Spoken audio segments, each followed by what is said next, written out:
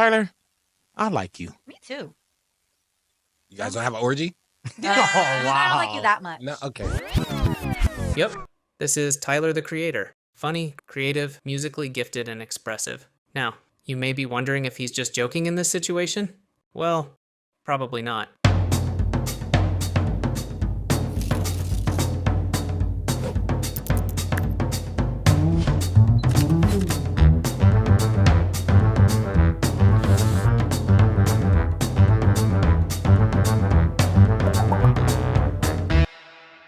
Tyler the Creator, Man of the Year, take one.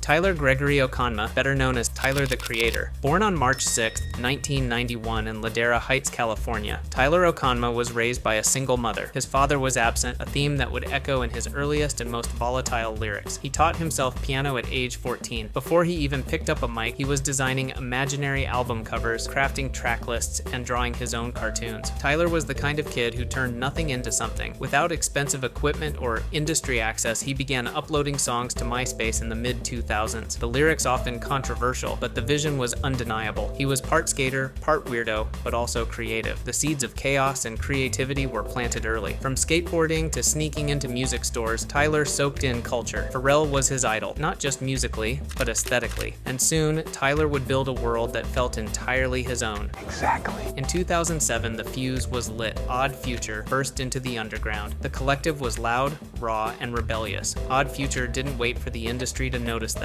They built their own. Websites, blogs, merchandise, music videos, everything was in-house. Tyler directed the videos under the name Wolf Haley. He edited, designed, promoted, rapped, and produced. In 2011, Tyler dropped Yonkers. The bizarre, unforgettable visuals was intense and magnetic. It went viral, and suddenly, the world had no choice but to pay attention. That same year, Tyler took home Best New Artist at the MTV VMAs. But it wasn't all for shock value. Beneath the wild imagery, Tyler was wrestling with themes like identity, masculinity, race, and trauma. Odd Future was a playground, but Tyler was beginning to outgrow the monkey bars. With Bastard 2009 and Goblin 2011, Tyler pushed boundaries. These records blended aggressive sound with introspective lyrics, offering a complex portrait of a young artist in conflict with the world. Then came Wolf 2013, which marked a creative evolution for Tyler. The inclusion of strings and jazz influences signaled a shift toward more sophisticated production.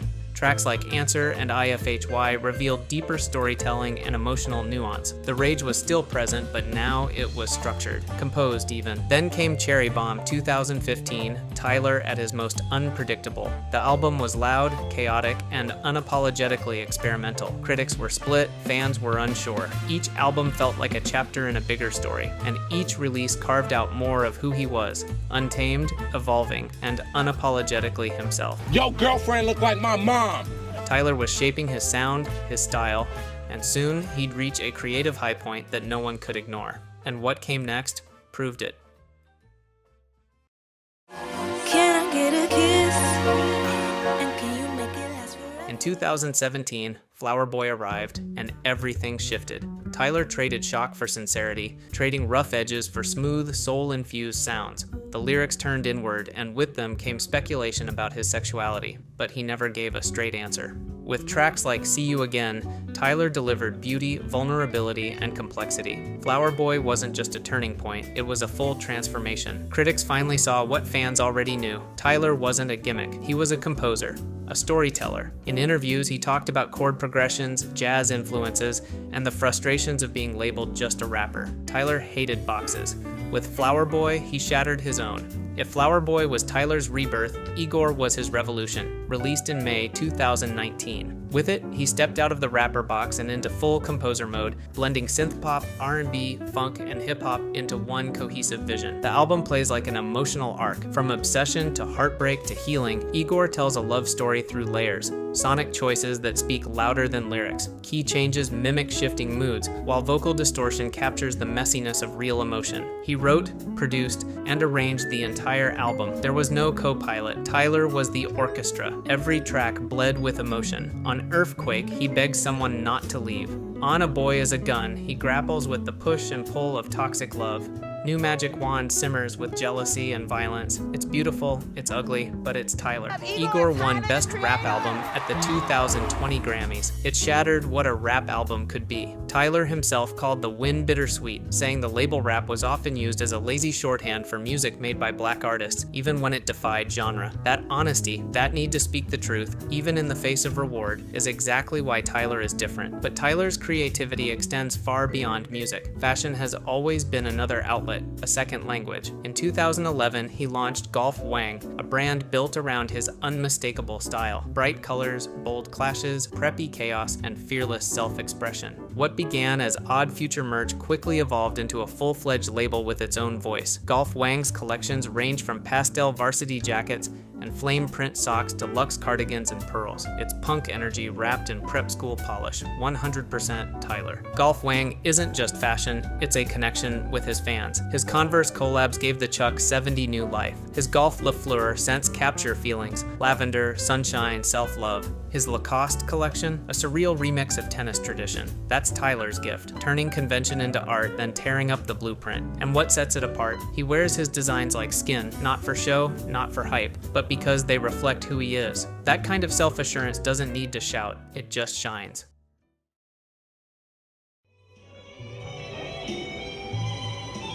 It's new since your last visit. Solved a big problem for us.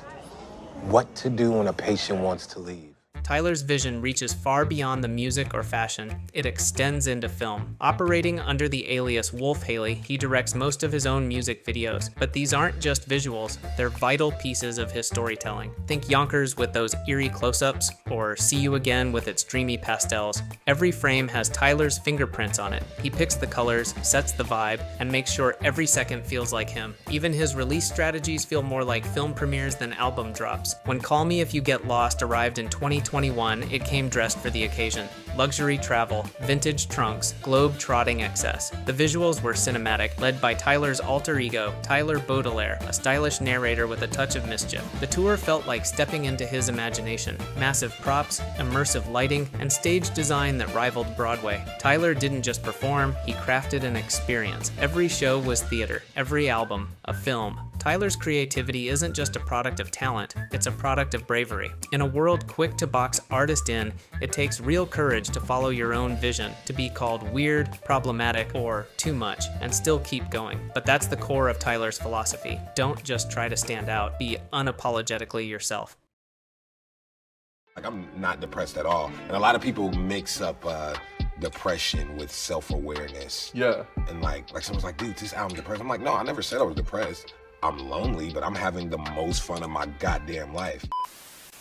He's spoken candidly about depression, self-doubt, and feeling misunderstood, but instead of hiding those truths, he channels them. His work doesn't pretend to be perfect, it embraces the mess. That honesty is what makes it powerful and relatable. In a 2017 interview, Tyler said, "I just make stuff because I like it. If people like it too, that's tight. If not, oh well, at least I like it." That's the essence of creative freedom. Tyler the Creator's story isn't finished yet, but already it's clear. His legacy isn't just about numbers, it's about impact. He's inspired a generation, smashed through walls, and made space for weird, wild, honest creativity. He's shown that when creativity is fearless, it becomes unstoppable. From the quiet corners of Ladera Heights to the catwalks of Paris, from skate parks to sold-out arenas, Tyler didn't just make a name. He made a lane. In a world obsessed with labels, he reminds us, you don't have to choose one. You can create your own. This is what happens when you lead with vision, when you trust your taste, when you create what you want to see, hear, and wear. Tyler the Creator has become more than an artist. He's an era, a philosophy, a living blueprint for radical, unfiltered creativity.